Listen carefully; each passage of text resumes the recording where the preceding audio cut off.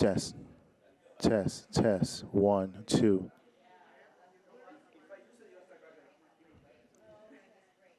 Test. One, two.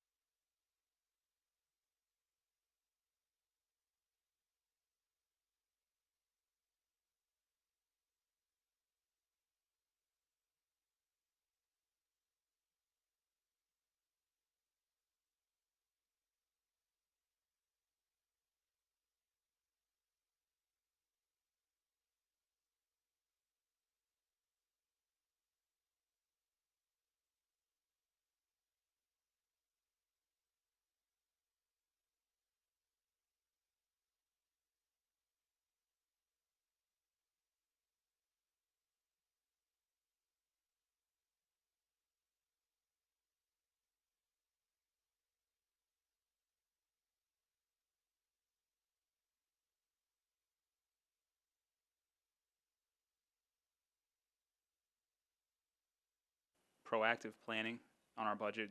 I don't think we've ever done this before. So we've already met with all the department directors. They're all here tonight.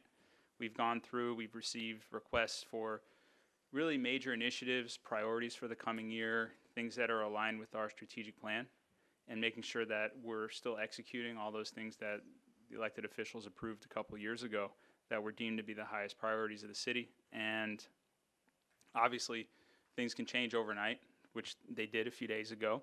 So I want to talk a little bit about the stormwater situation and some options that we have to us, because that is front and center right now. And although we may not have an event like that again for 1,000 years, it may happen next year, it may happen next month, we don't know. But the point is, we want to be as prepared as possible. And as you know, these investments come at a tremendous cost.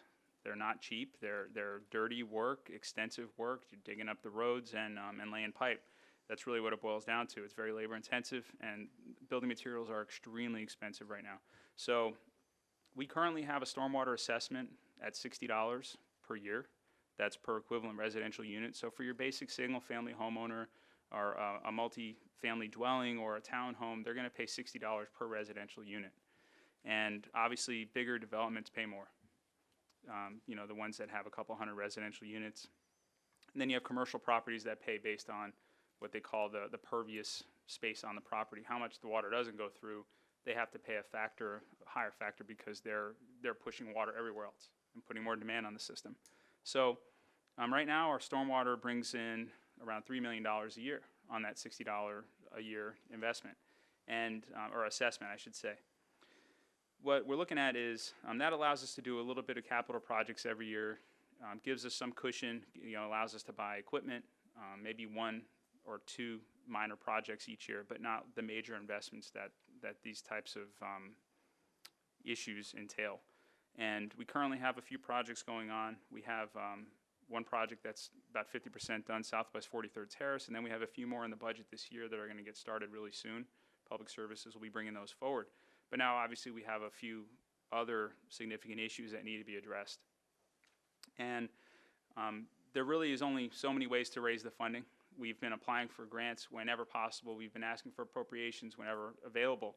But at the end of the day, we can't always rely on that, and we can't just wait for money to come. Sometimes we have to take control of the situation and raise the funding and move forward. So what we are looking at, in order to really ensure that we control our destiny for the next couple years and be able to make the necessary investments, would be to increase the stormwater assessment by $100 a year for 3 years.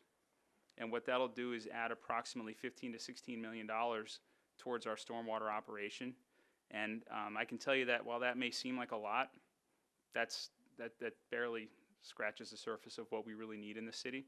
But it really is the start executing a few of these necessary projects right now, and then be able to develop and design new projects that we can utilize to leverage state grants, federal grants, legislative appropriations, any other sources that are available out there, because we don't want to leave that money on the table if it's there, but we want to take a proactive, phased approach to get cash immediately so we can start doing the things that are very dire, and then leveraging those other sources into the future. Those numbers aren't set in stone. You can obviously, in July we set our not to exceed assessment rates, and then they can be lowered in the fall, but they can't be raised from that point. So, and then going forward year to year, we can adjust after we assess where we're at. If we do receive other funding, we can always make adjustments, and if projects aren't moving forward or if costs change, we can always make adjustments. But we talked a lot. I've had hours and hours of meetings with Public Services talking about all these projects. I know more about stormwater than I ever wanted to, and someday you probably all will too. So, but it's really interesting, and it's an interesting opportunity for you to make these investments when it's desperately needed. So, so that's really it for the stormwater. I'll be happy to answer any questions if you have at this time about that. Frank, I wanna add something that's extremely important so you all know. The money that we will be able to bring in will allow us to ensure that every single project that is needed in the city, at the very least, is designed. So that is called shovel ready. So when we're in Tallahassee or in Washington, D.C., or the county opens up anything, what they're looking for is what cities are shovel ready. So what that means is 100% of your city will have designs in all these critical areas and put us in the criteria where they look at, ooh, Dana Beach is shovel ready, whether it's here or there, in whatever area of our city, it will greatly position us. Number one. Number two, when we went back and assessed all the projects that you have already approved, whether it's Dania Cove, or whether it was at the beach, or whether it was at 37th Terrace, Candido was 37th Terrace, that we went to on day one, every single one of those projects, the flooding was barely non-existent. So those projects that you approved and funded made the difference. So that's extremely important for us to be able to have every issue in our city shovel ready with designs.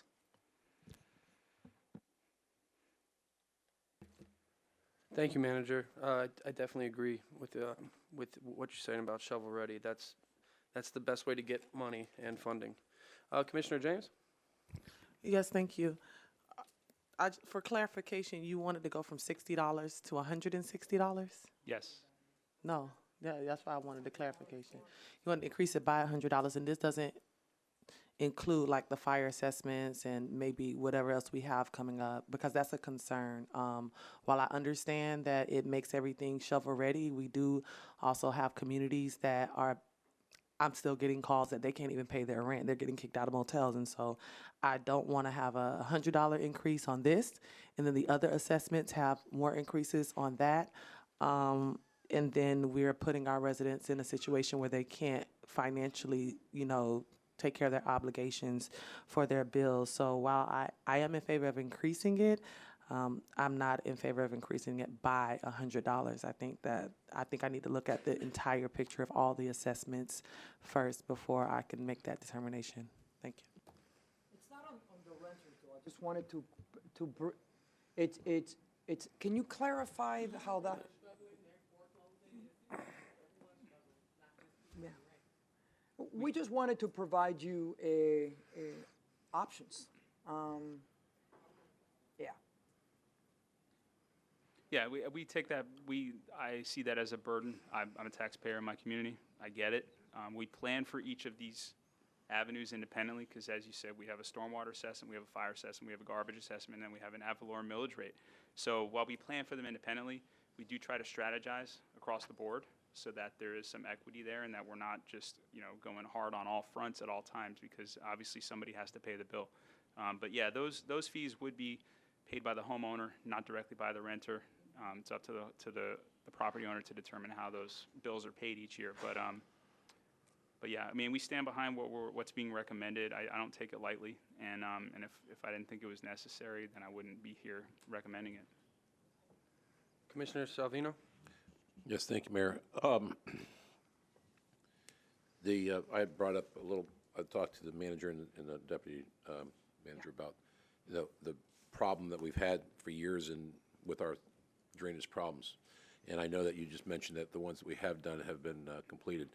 I don't know the direction that would be best for all of us, whether it's, like what we're talking about with the residence increase, or whether or not we figure out a different way to borrow some money. But I can tell you that after what we went through here, we have major problems, and it's not going to be fixed unless we put it all into ready mode and get whatever we can from the state or the government or whatever, or our own. We need to be in full swing, because I mean, I'm not saying the Dania Beach wasn't the only place. There are other places had, but we're not the other places. And right now, we need to protect what we have. I don't know. I'd like to. I understand what Commissioner James says too about the increase of $100. It is a lot. For some residents, some would be happy to. The thing is, the ones that don't want to pay the $100 don't complain if it rains again either. So it's a catch-22 for both of us and all of us.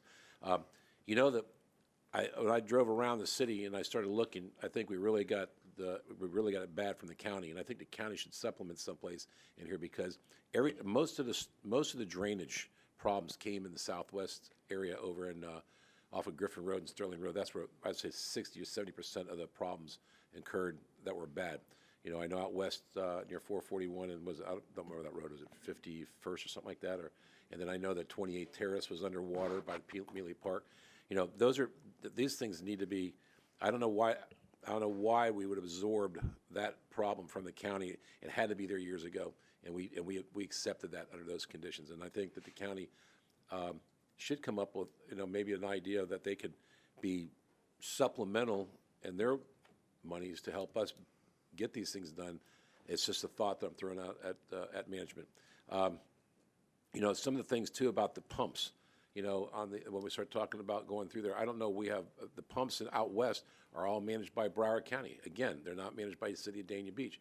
And I do know, without question, I know that they said that pump out on 28 Terrace was off, and it was off, and it did not run. I remember the last time we had a flood when we got them to come out there, and I think the city itself did that.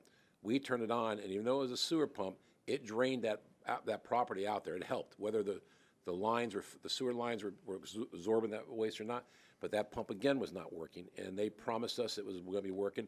And there was another one that wasn't working off of, I think, over the north side of Griffin Road. But the county's got to be held liable for this too, and we're not doing anything about it. And we should be out there either taking it from them and either absorbing it because it is the city of Dania and getting funding back from the county to do the repairs on these pumps so that we don't have to sit there and wait because they still aren't running. Okay, and I don't think that that's fair to the residents, that there's pumps are there, the county is negligent in other jobs.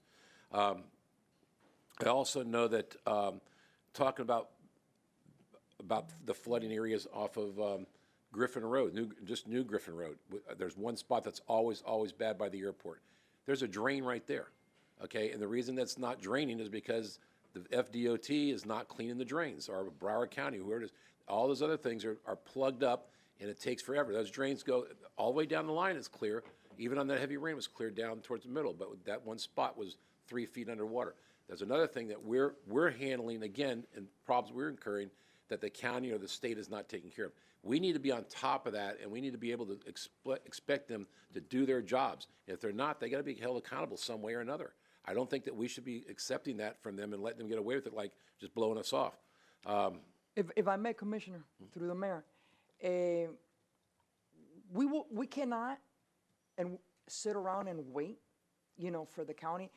But I have to tell you, when we did annex that area, an assessment, we should have. I mean, none of us were here when that occurred, but when we can't control what hasn't occurred in the city, you know, 4, 5, 6, 7, 8, 10 years. I understand that. Because if we would have been assessing, you know, a little bit more, or really looking at what we got, I think Broward has their challenges, as does Fort Lauderdale.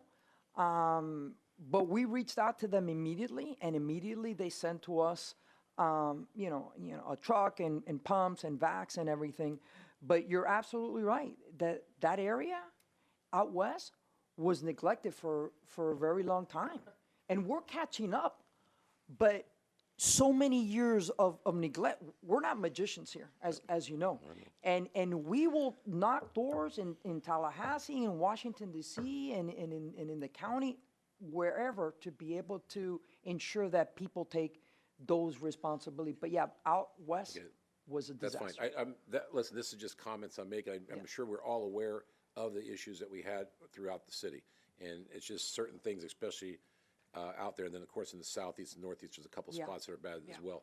Last thing, too, you know, I don't know how to say this without probably being insulting to somebody, but, you know, we just passed a project off of Griffin Road that they're going to close in half of the lake, which is a drainage situation. So that's another thing we're going to end up losing, the place to drain on the new 76 townhouse project. So you're going to fill in half of a lake, which is another drainage system. We should, before that even comes in there better be some form of underground drainage system put in there that goes out to someplace. And I don't know where, but I can tell you that, you know, the drainage that was out there, I lost track where I was at on that. The drainages that was out west on Southwest or 28 Terrace, in that area where the Broward County came in and put all the new sewer lines. When they came in and dug up all those streets and put a sewer line, that's when the flooding got worse out there. So I don't know what they did, but it got worse, whether they didn't pitch the roads right or whatever, but I'm just throwing that out there as well. I'm done, thank you. Thank you, Commissioner Salvino. Vice Mayor Llewellyn?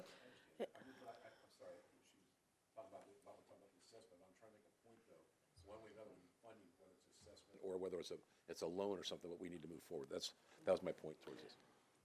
Okay, few questions. You said $100 a year for the next 3 years, so does that mean it goes to 160 and then 260 and then 300? No, just 160 each year. Okay, want to clarify that first. When is the last time that we increased that? In 2022, we increased it from $40 to $60. Okay. Do you know when we increased it before that? It's been a really long time. At least since 2019, it was $40. I can go back. It's been quite a while. Okay. But the last time was just 4 years ago, and we increased it by $20. Yeah, it's I'm been. sorry. It was. I thought you said 2019. The last time it was increased before that was around 2011. I think it went from about Okay. $30 to $40. Or Okay. Increased it, 2022. Okay, so a year ago. yeah. Okay. Do you have any indication as to what the county is planning on doing as far as any additional assessments when it comes to this? I don't. Because I'm have guessing any- they're going to do something. I couldn't tell you about assessments in terms of like Yeah. any financial. I don't know that they have the ability. If they own the stormwater infrastructure in a certain area, they can assess. But I haven't heard anything about that. So, and I know we're talking about being shovel-ready and ready to go, but does that, and you're talking about existing projects, are you talking about all existing projects or new projects? Because after this storm, we clearly identified areas that had not been identified before as needing updated infrastructure. I mean, like you said, out west is a huge, huge problem. Just about every street out there was impacted significantly. And the estates of Fort Lauderdale, I mean, that whole area, that's going to be a southeast drainage project. We still do identify like half a dozen major areas. But and it's funny, it was also explaining it to residents too, that the amount of rain, just imagine this cup and it's filled to the top. And this is where our water goes. But if we put more water, it spills. So we had to actually explain to our residents that a lot of the outflow or our waterways, which are our lakes and the canals, could not take any water. You know, on 28th Terrace, we were pumping it, you know, because we would rather say I'm sorry than ask for permission. And Candido could provide more because we learned more than we ever thought we would learn, but there was nowhere for the water to go at all. I understand that. Believe me, I had the same conversations with the residents. I tried to explain to people about trying to pump out water from a truck and taking it away. It was like using a teaspoon to empty out the Great Lakes. It's the same idea. Right. It's not that simple. This was an unusual situation. But the problem is that there is still a major infrastructure problem in a lot of these areas, and a lot of these areas were never identified previously. So that's what I'm trying to find out is, are you talking about this amount of money is going to help with all of those projects, including these newly identified projects, or just the ones that we knew about before the storm? Yeah, go ahead. $15 million worth of design would allow us to tap into the major issues, but we also want to remind you of the southeast drainage. Right. That we still need that last piece of money. So putting the west on the shelf, but we identify streets in the east and in the northwest that had never flooded before. 12. So That it was up to our waist. So you're telling me then that the money that we're talking about here is not going to cover all of these projects, it's going to cover what we've identified thus far? Go, Candy, Yes. come But on. we just had And 3 I'm not- feet of rain, so I understand. I think we know where I our know. vulnerable areas are. I know that. Exactly. I'm just trying to get a straight answer, that's all. Candido Sosa Cruz, Deputy City Manager. The money that we would like to assess is to be able to design all the projects that we have realized that we need at this point. Yeah. It will not finish the construction for them, but we'll be able to start the designs to And start I'm not seeking asking about, funding. I'm not asking about construction. Correct. So I'm trying to see which projects it includes. Does that include all the projects we knew up until this flood took place? Or is it including all new projects that may have been identified since the flood took place? And I'll break it down for you. Last year, we've identified 3 new projects. 3 new projects in which we did designs for. The 3, and Densher, if you could come up here for 1 second. Those 3 projects were 43rd Terrace for the design. That's completed. We're doing construction now. We completed 54th, 50, 54th Court. the design. No, construction has been completed. And then- 52nd Street. And design has- 52nd Street design. Those projects are new projects that we identified last year. After this event, same thing happened. We've identified 3 new projects. 3. One is PJ Milley, which we're referencing as 28th Terrace, Estates of Fort Lauderdale, along with Ravenwood Estate. Those are the new projects that we've identified. Those are the projects that we want to assess to be able to design, have designs ready for, to be able to tackle them with funding either from federal, state, or county. One big thing that's missing as far as when we increase from $40 to $60, and we're saying, oh, we increased recently, what we're not talking about, or at least taking into consideration, is the increase of construction costs has been 3 times as much as what we originally planned for. Right. We have great examples at C.W. Thomas. We originally budgeted 20 million to do a complete project. It came in at 32 million. Southeast Drainage Project, we budgeted and we estimated 16 million. Now we're looking at 23 million. Yeah. So even though we have assessments, we have budgets, we have estimates, the reality is construction costs have skyrocketed and blowed everything out of the water. And I understand that completely. But here's my concern, okay? We don't know what the county's gonna do, and I suspect the county is going to do something.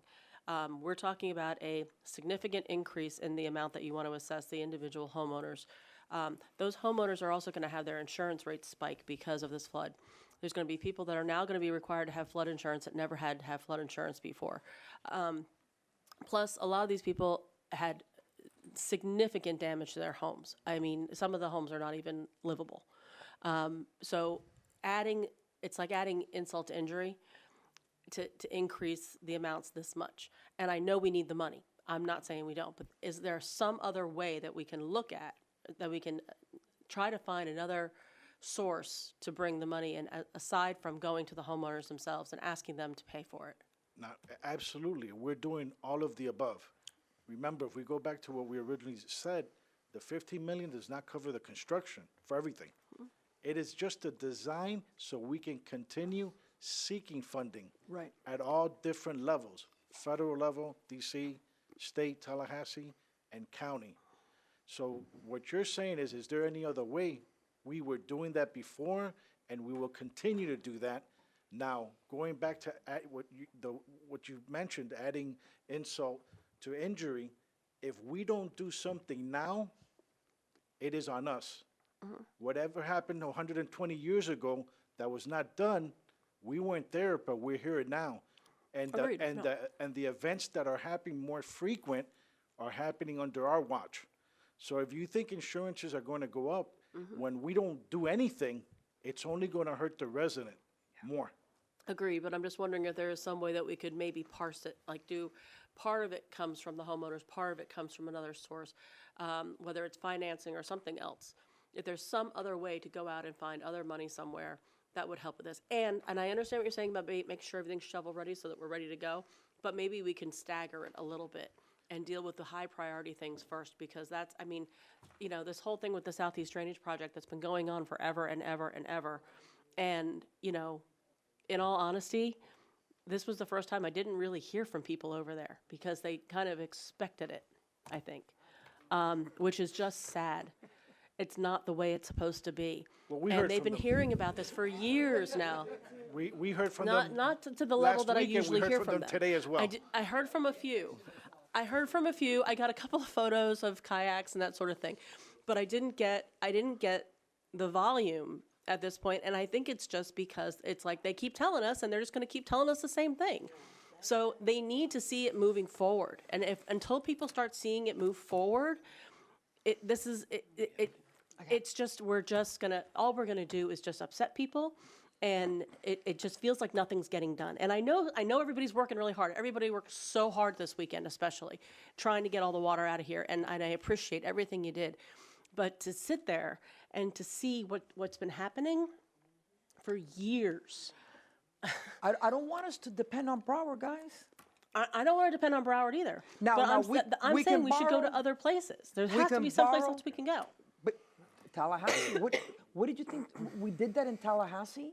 The mayor was in Washington. We can continue to tap into that now. And we by we the can way, borrow. just before you can go anywhere, I pay my water bill to Broward County. Okay? Right. I don't expect anything from them at this point because every time I've had an issue with my water, it takes forever for them to come out there. Dania Beach is much quicker about getting things done, and I do appreciate that. And it's very clear that Dania Beach is much faster about it. And I do not want to rely on Broward County for that reason. But That we need doesn't to mean we're figure not out. gonna ask. Right. Now we can borrow 20 million, Frank, for $30 a year.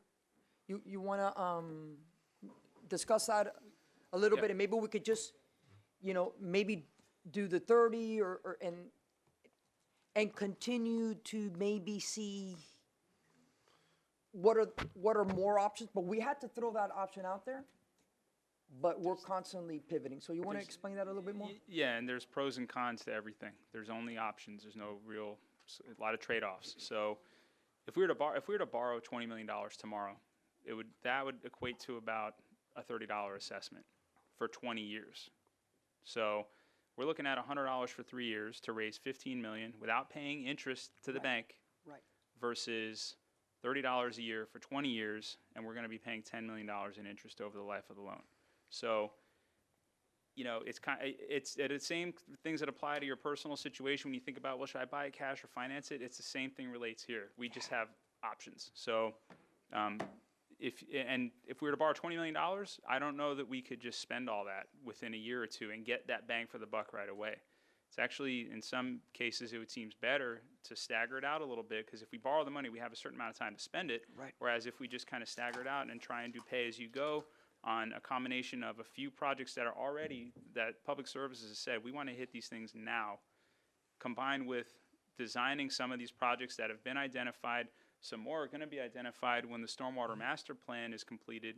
There may even be more that aren't on our radar right now that need to be addressed. So there's still a lot out there, and everything is going to be covered, and that's what this would allow you to do as far as design, and then also a few immediate projects. Remember that when we borrowed from the park, for the parks, interest rates were, now we actually made money from the money that we borrowed for the parks. But what's the difference from where the interest rates were then? That's why we're very strategic when we bring you guys something forward.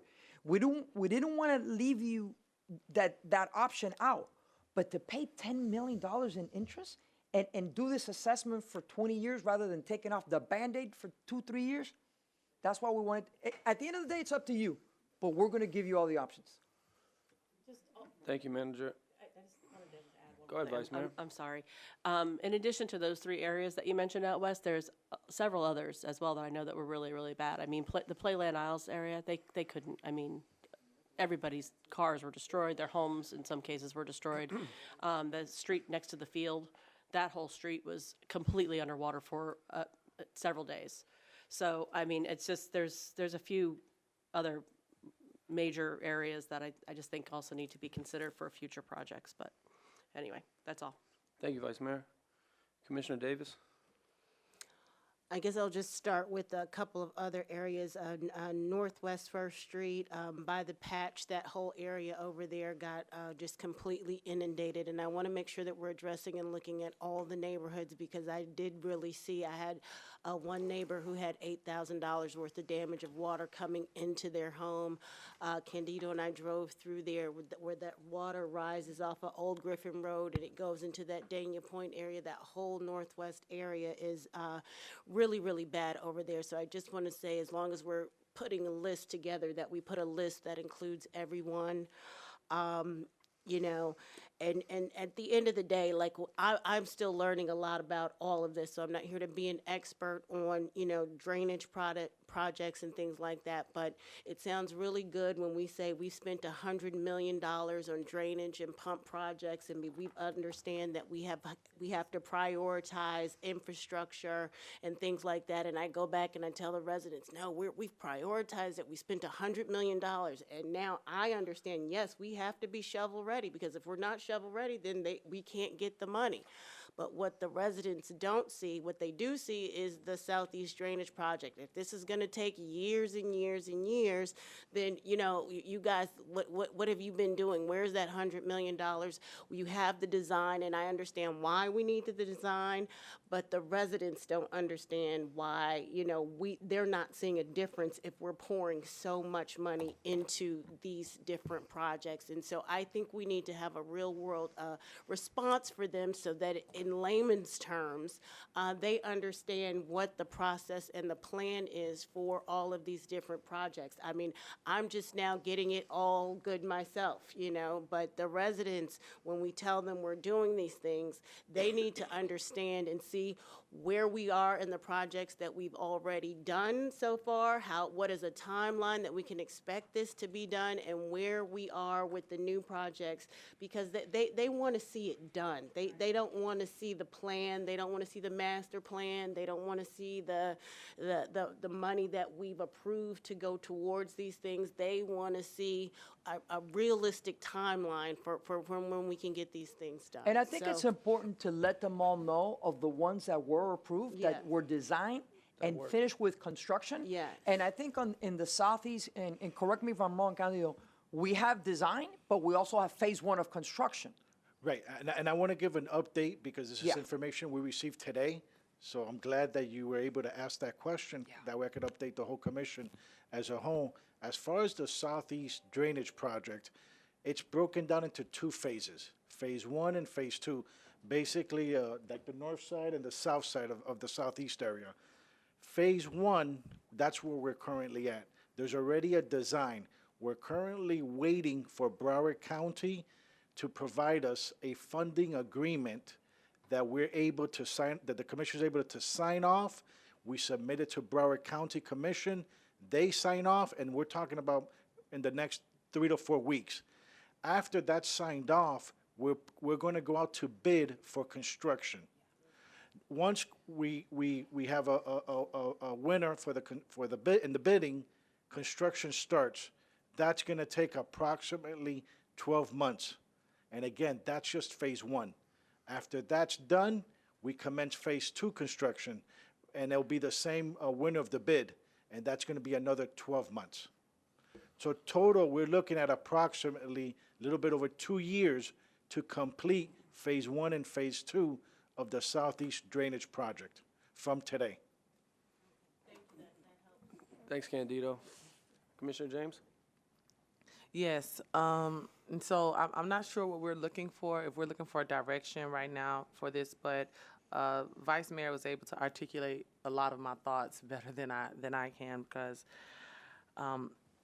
I want to know the rest of the assessments. I know you might not have them in front, but it does make a difference, because a lot of different insurances, car insurances are about to just go bananas for people who didn't even have any damage to their cars, but you have a lot of people that are paying rental car fees, that are paying, unintended expected, expenses for things that they can't. And while I know some people can have that burden for $100 just for this one assessment, and how many other assessments are we going to raise? And then what about, when they can't, we have people that can't even pay their water bill that are on payment plans right now, and so I think we definitely need to put all that into consideration, because that's, if it was just $100 over all the assessments, I still don't know, because we don't typically raise it that much. But when you raise $100 here, $20 there, $30 there, people are now having to see if they could buy food, or should they pay their bills, or are they behind, or they're getting in credit situations to where they're in a lot of debt. And so I want to holistically look at it. I don't want to look at it one thing at a time.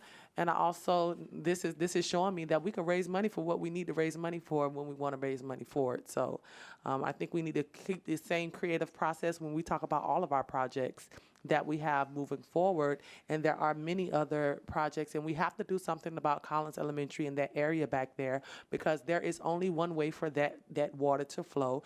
And you're sandwiched in if you stay between Collins and the canal right there, because the canal was full, Collins was full, and everything just went to the middle. And there was really nowhere. It was like a river running down in that dead end. And so, again, there are many areas, especially in the Northwest, that floods heavily, the patch. And I just think that we need to holistically look at these things before we come to an agreement on whatever that number is going to be, because it greatly impacts the people that are living in our neighborhoods. And I don't want a domino effect of other issues to happen, because we're tying their hands as homeowners of what needs to happen for the city. Thank you.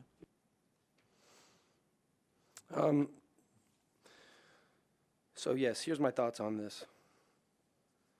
You know, I wouldn't say that this is a knee-jerk reaction because of the flooding. This is an issue that our city's had for a long time. Broward's oldest city. We're 120 years old. Everything's been patched together. Our infrastructure is subpar, you know, especially when it comes to stormwater drainage. So, you know, this is a $100 increase we're asking. You know, just as we reinvest as a city, you know, the homeowner needs to reinvest in their home as well. And this protects their home from potential damage. You know, I know everybody says they're going to redo the flood maps, but that could take a long time for FEMA to redo the flood maps. And FEMA didn't even declare this an emergency, so I wouldn't see that coming anytime soon. I think the flood areas are probably going to stay the same, but that's just being speculative. I want to speak on what we can control. You know, that's $8.33 a month extra. You know, that's like a Big Mac. And and it's only for 3 years. And it's going to address the whole entire city. And when we show that we reinvest and our residents reinvest in our city for an issue as important as our infrastructure and our stormwater drainage, then that's going to encourage those higher ups, those in Tallahassee, to you know, approve funding for our city. It would make it more easily. We show them how much money we're putting in, and then, you know, they could join along instead of us just depending on them for everything. And, you know, development has not kept pace with improvement of the stormwater drainage, even though we do require that they reinvest in stormwater drainage and infrastructure. And the drainage projects that we have completed recently have made a big difference. And that's actually fulfilling to see that what the city did in years past and the money that they invested protected those homes and those residents from further damage.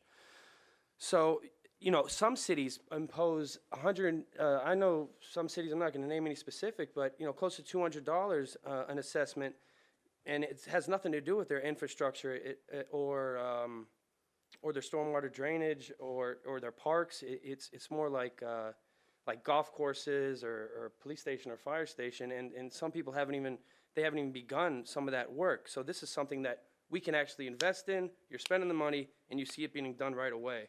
And it could actually bring in more money on top of it, you know, from our representatives. So I think this is actually kind of a no-brainer, especially considering how long we haven't raised this assessment with our stormwater.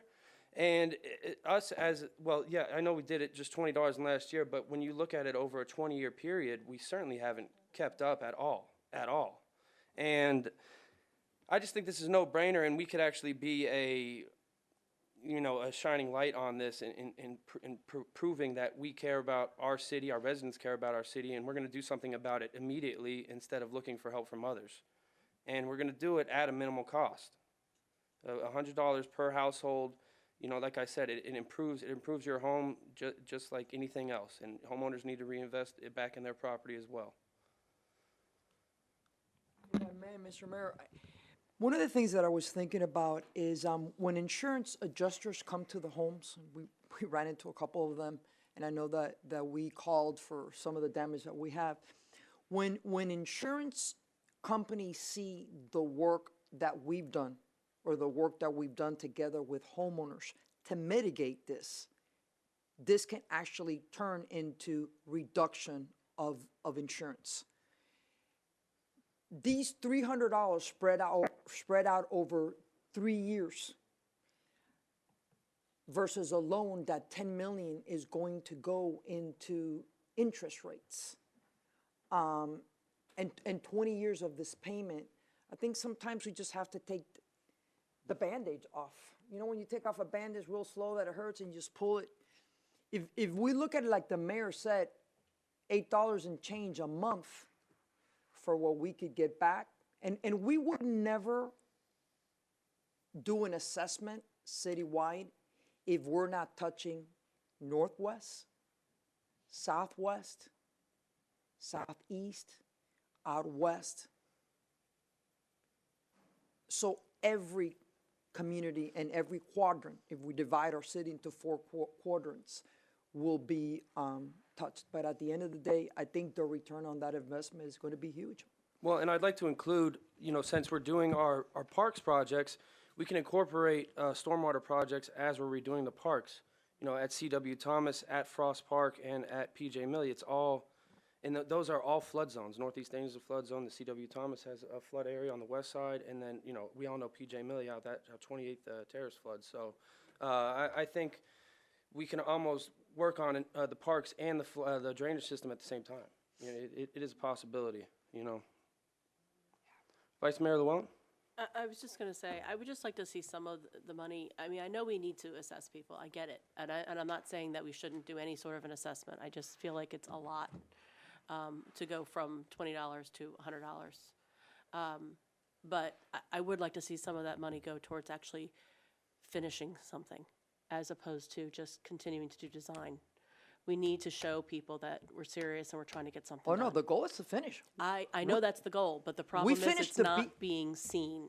But So that's what people need to see. well, They need to see. then we need to do a better job letting everybody know, because when we went to the beach and there were residents there, they were happy that they could be there. When we went to 37th Terrace, which is an area where people will complain to us, because I know that they have Commissioner James on speed dial. When we went to 37th Terrace and when we went to Dania Cove, we spoke to those residents, and those residents were grateful. But it's the people that the people that are happy are not going to be the people that are going to be, you know, waving the flag. But Dinsher, can we, if we're able to get $15 million, is this just going to be design, or can $15 million get us work done? Absolutely work done. For example, 28th Terrace, PJ Milley Park. So we have challenges that regular stormwater drainage capacity, which is a storage. The other part is basically connecting to outfall. The other part is basically control structure. You always ask that, can we lower the lake? Can we lower it? We cannot do it because we don't have that system. So for example, PJ Milley Park area, what we can do is that I talked to Frank, we add the drainage structures with the piping and change the pitch of that roadway. So it would be basically going towards the Griffin a little bit. It takes the rainwater going towards the Griffin, take the rainwater in the Griffin area. We can solve it. We will start in January, February next year. If we have the funds, we can. And that's all I want to see. I just want to see that money go, not just to design. It needs to go to action, other than design. People don't see action from design. No doubt. The design is like playing with house money. Design is going to Tallahassee and say, we're shovel ready. We anticipate that there's going to be money coming from Tallahassee. They're in budget season.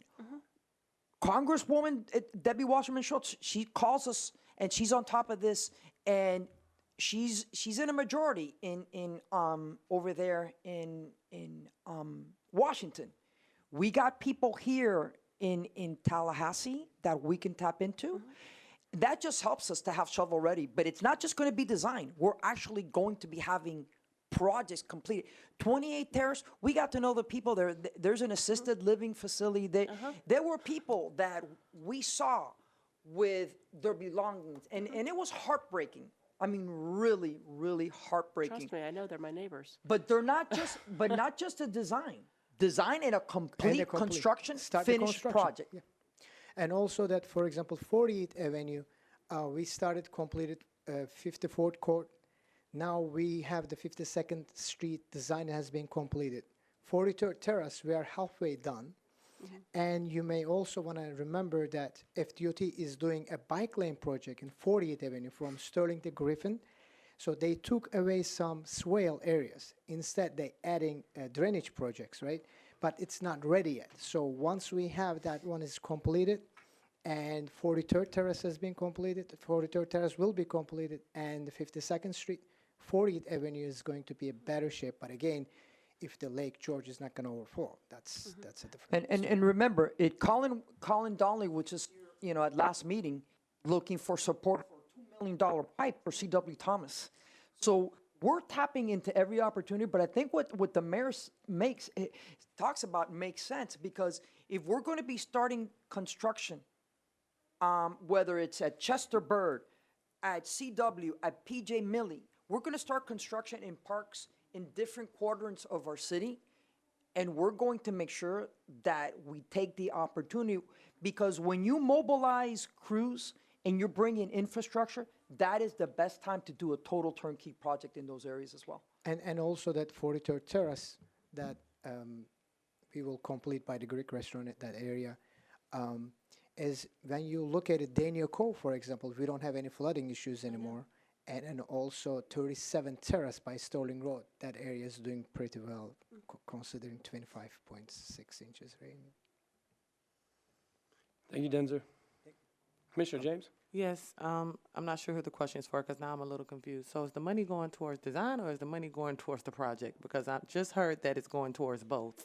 So what percentage is going towards design of $15 million, and what percentage is going towards to help complete the projects? The project Denzer mentioned on 28th Terrace is a smaller scale project compared to a project on the estates of Fort Lauderdale.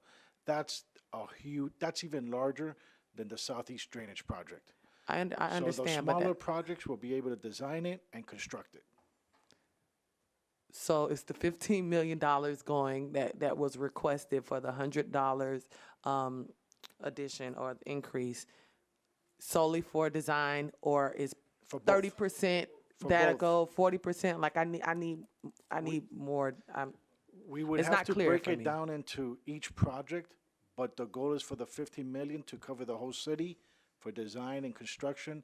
But again, for the estates, that's a global project that's going to probably start with the design phase first. So outside of the estates of Fort Lauderdale, the $15 million is going to go for design and complete construction. I want to be very clear on this. Commissioner James, we wanted to do design and construction, but what happened is that construction prices are going so high, we may not be able to tell you the exact amount, because, for example, some of the pipe prices going up 2-3 times more than it is. So, but what we have is that our goal is design and construct, for example, 28, and also the other areas. That's our goal. So whatever money can take us wherever, we're gonna do design and construct. So what amount of money have you projected? How much money have you projected will go towards design for all of the projects? Usually design are they are like 10-15%. The rest of them are construction. That is I need a number then, sir. That don't mean anything to me. We, at 10, this 15% moment, of what? Remember, we just finished just cleaning up the streets and everything. This is the tip of the iceberg, and I don't ever want to give you misinformation. So we can continue to crunch the numbers and get these quotes, but the goal would be to, other than the estates of Fort Lauderdale, which we want to do design, but that's a totally different We can month. take estates out. I'm just saying, if we are coming here and we're asking for $15 million from our residents, we should know how much of the money is going towards design. That's all I'm saying. Yeah, We don't have that number. and our goal would be that at least 50% of the 15 million will be able to be invested in construction.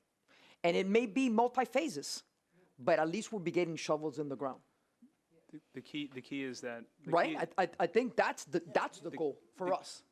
The key Go is ahead. that, and this is very preliminary, we're just having conversations now, we're estimating costs without talking to design consultants. It's just we're eyeballing it based on the projects that we've completed and how similar these are in scope and scale. We don't have exact numbers, but if we have a commitment, we can continue with this planning and start programming out this money and be able to come back with a more concrete answer as to how much exactly we'll put towards construction. Your mic's off. The end of September. So things could be moving you know, Tallahassee can come up with some money, but we just want it to be transparent. Nothing here is set in stone. Everything is moving, and we're constantly pivoting. But remember, this is April. May, June, July, August, September. 5 months before you do that second reading of the budget. These are just conversations that we're having so we can continue to explore. I'll just wait for the rest of the presentation. That was just on the first thing, I guess, for an hour. Yeah, I was gonna get to that. Let's, no, I appreciate everybody's, opinion on this, and I appreciate all the work. I know everybody's done a lot of work on this, and, everyone has been communicating with residents as well. But, you know, obviously this is important, but this is a budget workshop, and I actually am interested to hear some of my commissioners' initiatives. I know you guys have had initiatives in the past, but, you know, I'd like to leave it for an open discussion. Yeah, I don't have really any other formal remarks. The point of this workshop was really to hear input from Yeah. you all tonight. So I guess I'll start, you know? Okay. Yeah, all right. All right, some of my priorities, stormwater drainage. Infrastructure is big, but one thing I want to focus on too is the environment, like our waterways, and our marine industry is one of our, you know, largest money producers in the city. And I want to be able to regulate pollution more with the individual industries that are there, and monitor more compliance in those marinas, because we definitely have to protect our waterways, even, you know, especially, you know, when you have runoff from storm, it affects your waterways even more. So we want to keep them as clean as possible, and I think we could regulate it more with the marinas, and I'd like to budget for that. And I also, this is a big one, is I kind of categorize it as identity with the city, and that, you know, that could come from, you know, our events, our public art. And I was spitballing this idea, and I've spoke to the city manager about this actually, that in some cities they have, you know, Dania, our borders are very complicated. Okay, you know, half the people don't know if they're in Dania or they're in Fort Lauderdale or they're in Hollywood. And when, you know, Miami has cities like that as well, and they're very close. They share similar borders, and I think it would be nice to see, you know, to budget for this and see if it would be effective, to change our street signs to a different color, to know that you are in Dania Beach as opposed to Hollywood or Fort Lauderdale. And I think it would, you know, it almost is public art as well, you know, because it brightens up the city, and it'll definitely enhance things, and it'll give us more identity on you're in Dania Beach, and I know we've all been aiming for that for a long time as a commission. So that's an idea I'm throwing out there that we could probably budget for. I know it's very expensive to do, especially street signs, but it could be a possibility, and it's something that everybody would see. So yeah, those are some of my ideas, and like I said, I'm very interested to hear what my fellow commissioners have to say as well. We'll start with you, Commissioner James. Well, no, I just want to ask you about your initiatives. Can we legally change the street signs to different colors? And what colors could they be? Because I know for, you know, visibility, what colors could they be? And yeah, I I know sent you that, all I an know attachment. some are white. I know the city manager has stated this to me before, that she wanted to change the design of the street signs for that identity. So I think that kind of goes hand in hand. I think both need to go hand in hand if we do it. I like the project, actually. I love the project. It's different. It's something that I think everyone could see being done. It's something visual. I would like to have a price point on that so we can see how much that costs. And whatever it is, it needs to go hand in hand with our wayfinding and everything else, so make sure it's consistent. So that's all. I like it. Yeah, it's a large endeavor, but I think in the end it would be worth it. I sent you all a photo. We went down south in the cities that we work for. Like, I send you, like, for example, the example of South Miami. When you're down in, for example, in Coral Gables, and you go from Coral Gables to South Miami, from South Miami to Pinecrest, from Pinecrest to Palmetto Bay, you know when you're in that city because of the street signs. So I just send you guys an example so you know what the mayor is talking about, because I know Commissioner James, you know, our borders are so Screwed up, really? But people will know when they're in our city. Just to be recognized briefly, there are different types of blues you could use. There's different greens. I believe in Disney World or outside of Disney World, they have purple. So there are a number of choices. Yeah. Not that we're gonna go with purple, but. Manager, if I could Vice just Mayor, add well, one oh, sorry. thing on it, because prior to this, there's been discussion about the wayfinding signs separate from the street signs. So possibly we could allocate funding for a wayfinding master plan that incorporates not just street signs, but other wayfinding signs as far as designs, colors, and at least we could start there and then have different phases and start phasing in the different ideas. But I think we do need at least a plan as far as with colors and designs that incorporate street signs and other signs, because remember when we brought up the garage presentation, the commission wanted to see what colors, what designs before we move forward. So maybe this is an opportunity to incorporate everything into one plan. I like it. Well, yeah, we're always aiming for master plans, and I So think it's this is a good one. consistent throughout the whole city? I was just gonna add, that, I mean, it might, if you're looking at price points, it might be something as simple as just having a little, like, thing over each sign that has the logo. That's it. Over the existing, I don't know. I'm just something like a little extra piece. Just something that could actually, I just think we should look at it. You could look at The it. only reason why I'm telling you is like buying a new suit and having an old pair of sneakers. Okay, I get that, but at the same time, Same. I mean, there may be some signs, for example, that you don't necessarily need to replace right away. Maybe they're newer signs. no. Every sign the street signs, when the street meets the avenue, Right. all that will be gone. And we will have our identity with the the little finial that the We have South new Miami, poles and everything. It would Okay. new Yeah. poles. So we like black poles or poles. Black poles disappear. Oh, she can keep hers. I'm just saying, I'm trying to see if there's a way that we can mitigate some of the cost and see if there's a way to do it. If you want to do the whole thing, that's fine, but it's gonna get very expensive, that's all. That's all. Hey, I'm not, that's your area, not mine. But I'm just saying that I'm trying to figure out a way to mitigate some of the expenses, so that's all. Yeah, you just have the budget for it. Right. That's what we're Yeah. trying to do. I know that they did in Southwest Dania Yeah. at the Oasis project on those street signs, and it looks good, and they've held up for a long time as well, so. So basically, you wanna do an Oasis project throughout the entire city? No, this is an identity. With street signs. Street signs, you know you're in Dania Beach, because you see the blue sign, or the I'm gonna white take you sign, or on the a green ride sign, down you know? south. No, you're not, it's okay. No. Okay, and then I just wanted to go into, if we're on to the next, so we can move along, I was just gonna throw out my couple of things that I wanted to say. Obviously, infrastructure issues, I think we need to start putting more money into capital funding for these bigger projects, because obviously now we've identified additional projects, and I think there are more that need to be identified. So we need to determine a way to put money aside for that, for the budget.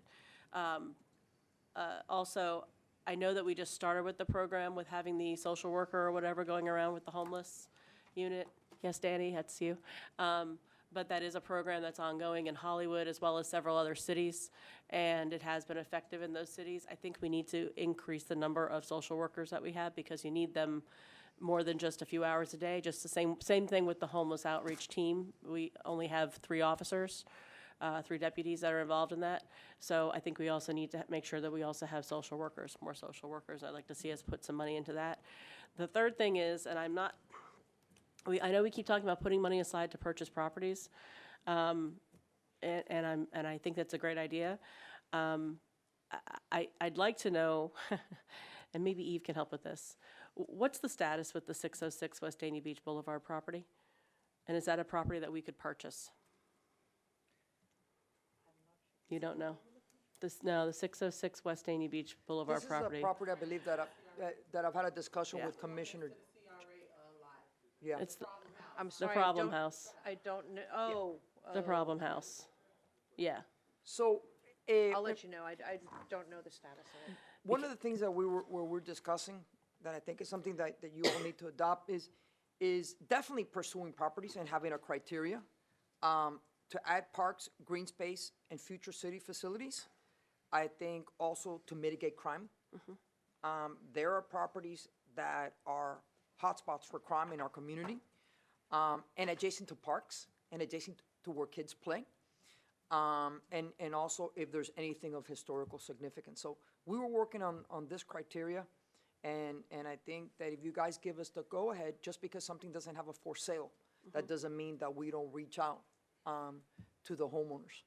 We need to look into a number of the problem properties. And because they're on our radar. They're just, it's getting out of control. So, I mean, there's, drugs being sold and alcohol being sold and people wandering out in the streets and just, it's really creating a problem. It's just not safe. It's not, the people over at Saratoga in the senior building are, like, they can't even go out and use the park. I mean, it's. Vice Mayor, last month, I believe it was Candido, Eve, Lieutenant Torala, and Commissioner James. We all met and we discussed several of these properties. And, I've had this discussion, with you as well, actually with all of you. So, but during this budget workshop, if you all give us the go-ahead to identify or to bring forward, but give us the go-ahead to at least have a dialogue with these owners of these properties. Go. Okay, I think you have consensus right now. Yeah. Go. yeah. Right, the discussion was, as far as the possibility of land acquisition and property purchase, we would first have to engage with at least a realtor. So to be able to engage these businesses that don't have for sale signs, but to see if there's interest in selling their properties to the city. So at least we would have to have something, a certain amount of money allocated, not just to purchase, but also to engage a realtor. When to identify, To, yeah. represent And that the we city. could do it in this fiscal year. So, yeah. So we have- basically, they're giving us the go-ahead with contingency fund to engage a realtor. Okay. It needs to be done. It needs to be done sooner rather than later. Thank you. Thank you.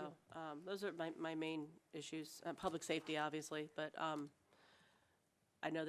I'm sure there's going to be things coming to us with suggestions for that, so I'll wait to hear. Thank you. Thank you, Vice Mayor. Commissioner James? There we go. I have a whole page. I feel bad. Y'all said two things. C.W. Thomas Park, clearly, obviously. I still am looking for ways to make that happen. Some new things. I mean, I don't know where we are with the trolley system or something to try to mitigate traffic. I think that's something, even with Freebie, I saw Sunrise have like Teslas on Freebie. Like, we have to do something. Traffic is not getting better. And so some type of a trolley Freebie type system. I know former Commissioner Ottman brought Freebie up years ago. And so it kind of hit a dead head. But I want to look back into that. Or whatever we were trying, even if we're doing something with the city of Hollywood and their trolley system, but something transportation-wise, because we haven't even, Celeste just opened, we have no idea what those impacts are going to be. We have Seaview 1, Seaview 2, cranes all the way down Dania Beach Boulevard, and over the rest of the city, we have a lot of development projects that are coming up, but we have to look at more ways to combat traffic. Sidewalks and speed humps. I don't know where we are with those. If we needed more money for those, or could you give me a little update on those, Denser, please? Absolutely. As you may remember, we have 2 tiers for sidewalks. Tier 1 is the one that we need immediate attention. So we should be able to complete it by the end of this year for Tier 1. Tier 2 is a longer project that we're going to basically divide to 5 more years. That is for... 5 more years, okay. Yeah, because we try to do it throughout the whole city, all the sidewalk replacement. Okay, how much does it cost for the speed humps? Speed humps that basically first we have to analyze it. We put $90,000 for the consultant to review it, and then basically we have the metro construction or another construction that doing this speed humps, whatever we have the contract with. Because there are some places I think that are that may not be at the top of the list for speed humps, but even if I had to spend my own contingency money to put towards it and seeing it happen, I wouldn't mind, because it's different areas that have a lot of kids and things of that nature, and you kind of, we put it on this long list because we obviously have an entire city, but if there are things that we could pay out of our personal commission. I don't know how much it costs, if it's $1,000 or if it's $10,000. No, usually it is a little over $10,000 for a speed hump. But what happened is that Damn, for what? yeah, but what happened is that we caught up with all our applications. We complete the applications, and basically every resident complete their application, and we review it, and we don't have any application outstanding that we need to install any speed humps or anything as of now. Okay. Okay. And then for the sidewalks, what did you say about that? Sidewalks, by the end of this year, we will complete that project. Tier 1. Tier 1. So the sidewalks were the one that you were saying the next one was like 5 years long. Yes, that's a tier 2 that less cracks or less basically, Like remediation. yes. Okay. Okay, thank you. And then the other things I had are just supplementing the ongoing projects that we programs that we already have, taking a look at gracefully aging and our senior programs, and providing them with more money, more funding. I already stated that there are a lot of things that are increasing, cost increase on everything. So I think some of our programs need that cost of increase. Where are we with burying the FP&L lines on the beach? Real quick, Commissioner James, before Dinser comes up and gives you an update on the lines, because we are making progress on it. Okay. In regards to the sidewalks, are you referring to cracked sidewalks, or are you referring to places that don't have sidewalks and you want to see connectivity? Just both. I don't know where the project is. You know, we approve it, and then I don't know where it is currently. So I didn't know if it was something that needed more funding or something that you guys are still phased out and just continuing to work on. Because if there is a sidewalk that you feel that needs to be addressed immediately, you could send it to us, and we'll go ahead and look at it where it's at as far as priority, and it could be moved up as well. Okay. And just like speed humps, if there's any neighborhood, we'll get the application going as well. Okay. Just one more follow-up about the sidewalks and the traffic calming issues. We have $1 million in our ARPA money that's been allocated towards that. I believe, Commissioner James, you were one of the people that asked specifically for it. And we have it set for traffic hotspots, wayfinding signs, railroad crossing enhancements. It could, I mean, this money can be used for whatever you want to use it for. If you want to put it towards adding new whatever The you street wanna do. signs. Put the street signs in that. No, seriously. It's So, the fund. It's yeah, I ARPA mean, funded. so that's what it's there for, and we have to obligate this money by about 1.5 years from now. So now is really the time where we need to start pushing these things forward. Okay. And we'll reconvene after this meeting with you all to see how, maybe what you thought you wanted 1.5 years ago, right? Yeah. But we know that they want those street signs, Yeah. transit. Okay. Well, just look into the trolley system. That's my big ticket item, I guess, for transportation, because we have to show our residents that we're trying to mitigate transportation as well. Candido, I can see you more brief them? people. Wait, let me brief you on this transit thing and the But city. 1 second, I also see more people riding their bikes in those bike lanes and things of that nature. We can try and revisit to where, because we have a lot of tourists at these hotels, of putting bicycle stations at places. It wasn't popular when I brought it up the last time. I'm going to bring it up again. Bicycle stations at places, so residents are not walking down all of these roads. They can just get on their bikes and dock them at Dania Point. Dania Point is a hot spot. So everyone's walking from Federal Highway to Dania Point. They want to get to the beach. There's another way to get our residents out of their cars and onto different type of transportation. And I think we could do that now. Fernando Dinser, let's write that down, because this is a simple RFP that we can get the companies to come to our city and put those bikes in here. Yeah, they have the, when I was in San Francisco, they had, like, it's like a Ford bike, and you pedal it, but it still has a motor on it, so you go it's a even lazy further. bike. Yeah. The But lazy like, it's when you're on vacation, you don't want to. You want a lazy bike. You actually don't want a bike at all. Don't worry. So I thought it was a good. I just thought it was a good tourist attraction. Didn't they have something in Fort Lauderdale where those motorized scooters and stuff like that were prohibited Yeah, from that being was ridden? different, because they could just leave them on the street and wherever they wanted. Yeah, And no, so, not- as long not as you the had an app scooters. for it and you just saw the scooter, you could. Okay. You could get it. Yeah. This, Okay. as long as you have stations, you have to bring it back to a station at a certain time. Okay. And they give you like a little allotment where you. I'm down for the lazy bike too. Yeah. Yeah, it's cool. Like, it's something that even a resident would walk by and be like, you know, I'll jump on it and go to the beach. Well, but if you don't want to be lazy, you can still pedal, because it Yeah, gives you that's the what I said. option. You can can still pedal, pedal. but it's not gonna make a difference. But no, that's a great idea, and I don't even think that's too expensive to add No, we into. can start that now in this fiscal year. Yeah, exactly. Commissioner Davis. All right, I'm here for all of Oh, it. I'm sorry, sorry, Commissioner Davis, Candido. if I could just Go answer ahead. Commissioner James on the transportation request. Apologize. Go ahead, As Heather. far as the shuttle, our Public Services Director, Fernando Rodriguez, is finalizing the new and improved Dania Beach shuttle with a new route. And also, he's engaged with Broward County in incorporating kind of like a freebie service that they're going to do a pilot program for free. They're going to add some additional money to the city to incorporate that. So very soon, Fernando, is there a time frame?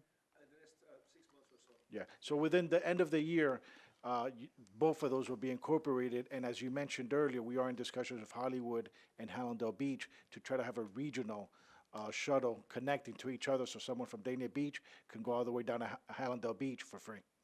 Yeah, can you update us too on the burning of the lines?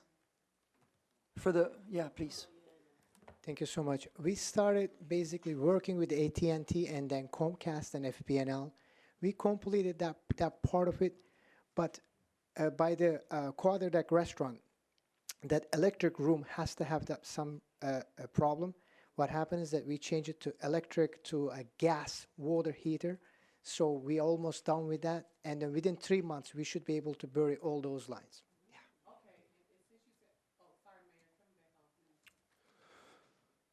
You're on, Commissioner. Thank you. And since we're talking about the quarter deck, what are we gonna do with the elevator? Is it gonna work? Is it not gonna work? Is it on? Is it off? Is it? We I have- know. So are we gonna just take it out, or like, what are we? It's going to work. What happened is that we are working on getting some quotes to upgrade that elevator, but it's a long term. Oh, okay. So no time soon. So you know at least the design of the Lucky Fish, we were able to create the pitch and the elevation in this new design that we don't have an elevator at Lucky Fish. Right, and I'm working with the mayor of the city of Hollywood, Josh, to come up with some type of a trail, that connectivity when people want to cycle or bike from Hollywood all the way through Dania, through through the state park. And so I don't know how much of an investment it's going to cost from us, but I'm waiting for him to speak with the state representatives and see if we can create that connectivity. I think that would be super cool for people that want to ride their bikes that kind of get stuck right there Yep. in between the cities. So.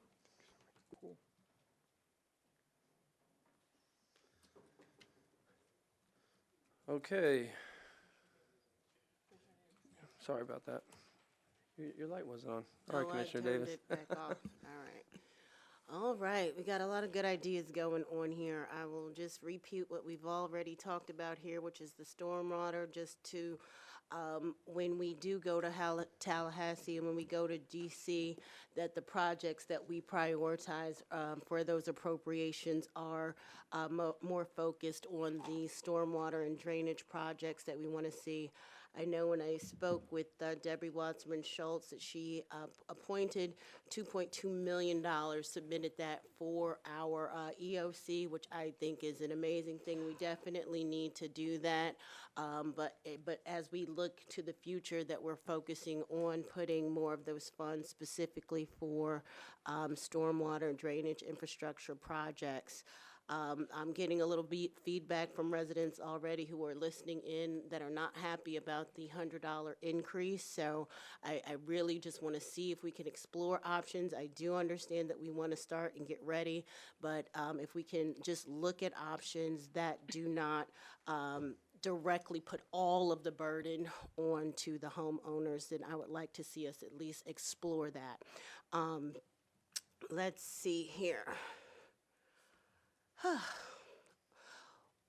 Well, I want to also look at the climate change. I want us to look more so at the environment. I did speak, and when I went to the Climate Change Summit, I would really like to see us look at a chief resiliency officer, somebody from the city of Dania Beach to work with the other chief resiliency officers in Broward County and the other cities to really make sure that we're on top of everything and we have the in-depth knowledge that we need as far as the upcoming climate change is concerned. I was completely overwhelmed by all the information that I received just over the 2-day period, and having somebody who's designated in that field, I think would be very, very appreciated. I want to also continue the projects that I have been doing. I don't know if they're already approved or not in the budget as far as Earth Day. We do that every year. I don't know if that's already in your Parks and Rec budget, if Back to School is already in your budget for Parks and Rec. And then I wanted to look at security funds for the public art. You guys might know, but the city manager knows, Candido knows, because I scream all the time. There are people who are going to the art mural on the beach and allowing their kids just draw all over it and with different kinds of things. And it's taken hours and hours, and it takes away from our people's time. And it really, I mean, I was just devastated by it. So I know that we have beach rangers. The lifeguards have to be able to focus on the beach. And so I really want to see the beach rangers more walking up and down on the beach. I want to be able to have, whether it's cameras, because even if we see it on camera, you know, there's nobody. If I can walk up and down and see the vandalism to the art, we spent over $20,000 on this mural. We have a $1 million project that's coming to Seaview, and so these are things that people can look at. I don't want to be reactive after these projects. These $1 million art pieces are already in place. That what we have a plan from the art and public. For the public art that's coming to our city, that we're going to protect what's making our city beautiful. So I want to make sure that we have funds set aside specifically to protect our public art. Advertising budget, I think we have a presentation coming up this commission meeting with a couple of different advertising agencies. I think even the streets project, some of the different things that we've talked about, I would like to see that either increased or remain the same, that we continue to put in advertising funds. The mayor called it identity advertising, whatever you want to call it. I think we need to have specific funds that we make sure that we're always branding the city of Dania Beach with the see it, live it, love it. I also want to look at, I got to get mine out too. I want to look at partnership funds. I don't know, did they have some things that we've been kind of working out, like we're going to do a partnership with, or we're looking at considering doing a partnership with Visit Lauderdale. I want to know that when we have different partners that the commission agrees that we should partner with, that we look at putting funding aside for those partnerships. So that we can always make sure that we have our, that we're on our side of the that on our side we have some matching funds to be able to do new projects that are going to benefit the city going forward. There's potential, and some of these things are forward coming, and so it's not really making sense to you now, so I'm not going to bring it up until it's actually a real thing, but I just want to looking at different partners that we could have in the future.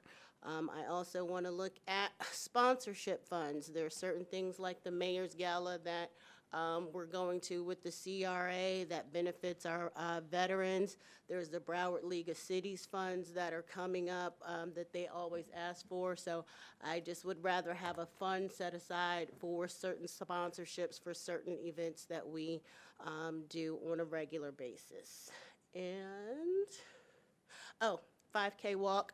I am looking at my 5K walk and working with Carol Shuham, and I've spoken to Josh Levy as well to do a connectivity for a 5K walk from the Dania Beach Pier to the Hollywood Broad Walk. And so once the Army Corps of Engineers is finish with their project, then we can have have our Parks Department look with their Parks Department to create markers that would go from the pier to the Hollywood Broadwalk and have an official 5K right here in Dania Beach. So after the 5K with Dania Point is over, then people can have an official 5K walk that they can do on a daily basis. And that is it. Thank you very much, Commissioner Davis. Commissioner James? Yes, last thing, I forgot about the summer youth employment program. I don't know if that's still a recurring thing that's on. I know they're coming to do a presentation, but I would like to continue the support of that and the financial literacy from Parks and Recreation. I would like to continue that as well, as seeing as we've had support for both. Thank you. Yeah, we'll have that. Perfect. Vice Mayor? Yeah, I was just going to add the comment about the security for the art projects. Could we put up some sort of sign that basically says that it's a violation if somebody defaces it or something like that? So at least then it kind of deters people. I mean, we do that for trespassing and that sort of thing. Yeah, we could definitely do that. I mean, we don't want to overwhelm the beach with, signs Right. here and signs there, but we could do that. You know how we put those cameras at the pier? That's those live cams? We'll see if we can expand on some of those live cams that we've been able to install in different places in the city. I just think that maybe if people realize that it's a violation of law, that they're basically vandalizing property, and they may not even, especially if it's kids, they may not even realize that they're doing something illegal. It might be a little more of a deterrent if they have a warning that it is. Yeah, and That's maybe all. we could put whatever the ordinance is or of defacing Yeah. property, and we can do that right away. Right. And put that sign up there. Okay. Something Just a pretty. thought. Also, we're, just if I can, Yes. in response to the vandalism at the mural, we have quotes for cameras to actually cover the perimeter of that restroom building, all, 360 all the way around. So if something happens, even for liability purposes, we have video coming up, and then, exactly, and then our security will be able to monitor that, and if you see something happening in progress, we can respond. Thank you. Thank you so much. And we could do that now. Thank you. We're doing it. We have $5,000. We have a quote. We just got it today, so we're moving forward with that. Yes. Thank you. It's a big deal for me, and you guys know, I mean, we did a lot of work, everybody put a lot of work into making that happen, so. Of course. We want to protect it. Thank you. Thank you, Commissioner Davis. All right, does any staff have anything they'd like to add? Oh, sorry.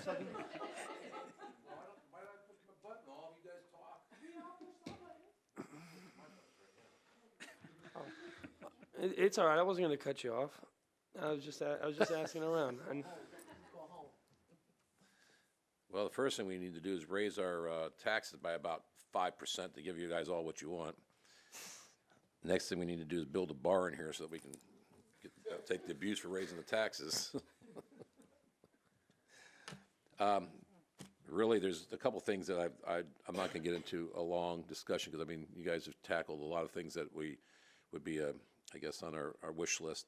Some of the things we talked about before was that I think that looks good as far as what the city does it. I don't think it's very expensive. We talked about putting the banners up on US 1 coming out of the airport. I think we need to showcase our interest at Dania Beach from the airport. And I think by, we used to have the white lights in the tree that was around, all those little trees. I thought, even though the holiday lights were there, I think during the year, all year round, I think we should have like white lights there that make it look good when people come out of there at night. You know what I'm talking about, by the airport? The palm trees, stuff like that, palm trees. And then, then we have those banners. I thought we were going to put them on the Those on the banners, those banners are coming. Okay. You've already Yeah.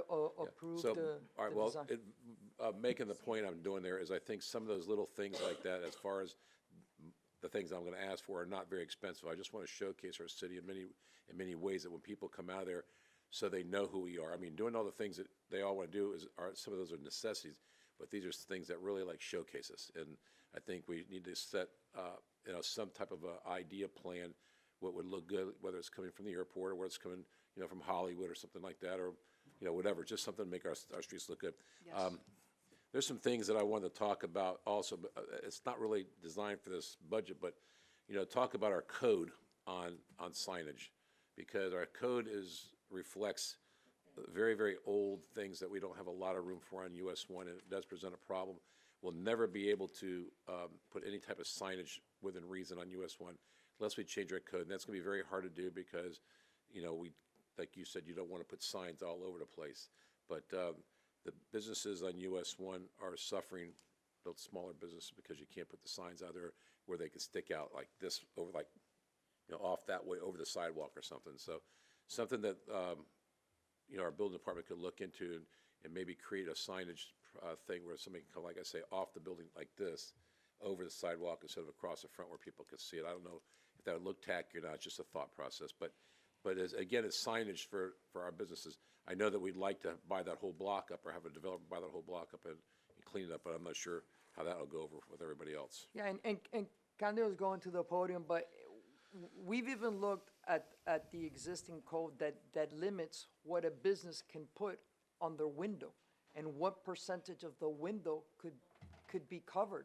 Because Yeah. we've had those discussions. Candido, you want to elaborate the only on that? problem, the only problem I'm talking about there is, I mean, you can probably put, I think, 30% in your window or 25% in your window to cover it up, but the thing is that some of those windows and those smaller, the things are no wider than 10 feet, you know, and then you have a door there, so with that, you lose you 6 feet or 6.5 feet.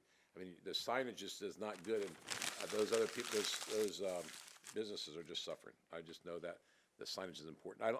We have to be creative at Old Dania as well as New Dania. No, and you know what? If the business is flushed like this on Federal, and then we could look at maybe something that comes out. Right. You know, whether it's, you know, a bar or a cafe, and maybe something tasteful. Yep. We Something could like our certainly- little tasteful street signs that we do for our Oasis project, something that would come off the wall on a little design like that. Anyhow, that's all. I mean, they've talked enough about spending money, so I'm gonna sit back and. I'm gonna sit back Investing and- money. Huh? Investing money. Well, that's the same thing. Commissioner Salvino, we're actually bringing in May a complete revamp of our business signage for the city. So everything you said, we're going to be bringing in next month. Is there any discussion to be on that, or is that something that's gonna be presented by? We remember we did a PowerPoint presentation on signage and how we were increasing the flexibility and the visibility for business owners to have their signage. If there is a business that has come to you that wants to do that type of sign that sticks out, definitely let us communicate, because we're at a point where we want to be on the forefront of all businesses in Broward County as far as advertising and marketing their business. Okay. So, but definitely, we're bringing up an amendment to our signage code that's going to reflect signage like this city has never seen before as far as businesses, where, when, size, flexibility, and this is all for the business owners to be able to market their business. Okay, thank you. I just wanted to add that will be, it's a text amendment, as he said, so it will require 2 readings. So at first reading, if there's any input or changes that Okay. needed to, we can have that time to do that. Thank you, Eleanor.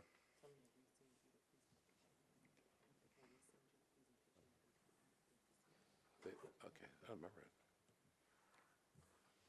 Okay, we have all your information. Anything else, Commissioner Salvino? No, I'm done, thank you, Mayor. All right. Frank, anything to add?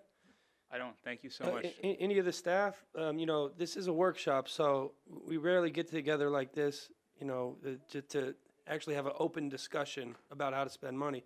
You know, Chief, Captain, any suggestions for us? Anything you want to share with us? They're- No? Yeah, No? they're meeting individually Yeah, with all the. I know, but, you know, it's, like I said, this is a workshop, and I just want to make it as productive as possible within our allotted time. Okay? So, all right, we'll just sum up everything we went over. No, we're okay. Obviously, look, this storm drainage is huge, and it's a hot topic right now. And like I said, I definitely appreciate everybody's opinion on this. But when a hurricane comes through, all right, the damage and the death doesn't come from the wind. Like, damage comes from the wind, yeah, but it comes from rising waters. That destroys homes. Or when your house gets 4 feet underwater, you'd rather have the roof ripped off. It's easy to replace the roof. You can still live in the house, put a tarp over it. So any means necessary that we can prevent damage to our residents' homes, I think we should take full advantage of it. And now's the time. It's a fresh wound, and it's on everybody's mind. So I just wanted to remind everybody that that's the number one, well, actually the number one cause of death after a hurricane is carbon monoxide poisoning, because everybody puts in a generator, yeah, inside their home. But yeah, flood is by far, rising waters is by far the most destructive, and people have the least amount of coverage for it in insurance. Yeah, yeah, exactly. You know, flood is a federal program, and you only get certain amount allowed, and and a lot of residents don't have it. So as a city, if we could protect them from it, then that's, you know, like I said, I think it's a great idea. I appreciate your guys' work on it in such a short amount of time, and I know it's going to come back up to us again. But I thought we had a great conversation, and everybody looks like they had a long day. So I'm happy to cut this meeting a little short, and thank you, everybody, again. Meeting adjourned. All right. Good night, everyone.